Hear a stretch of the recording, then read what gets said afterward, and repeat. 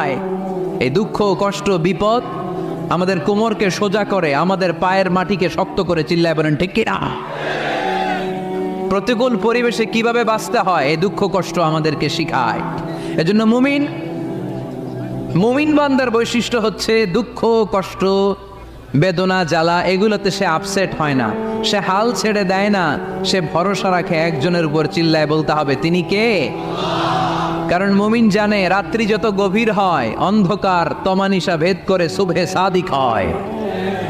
মুমিন জানে গর্ভবতী নারীর পেটের ব্যথা যেই দিন বাড়তে থাকে ওই দিনই নতুন মেহমান আগমনের সময় ঘনাতে থাকে। মুমিন জানে তার জীবনে দুঃখ কষ্ট বিপদ যত বাড়তে থাকে সুখের দিন কাছে আসতে থাকে। এজন্য মুমিনের হারাবার কিছু নেই। ইন্না মাআল উসরি ইউসরা, ইন্না মাআল উসরি ইউসরা। নবী হে, কষ্টের পরেই আছে আনন্দ, দুঃখের পরে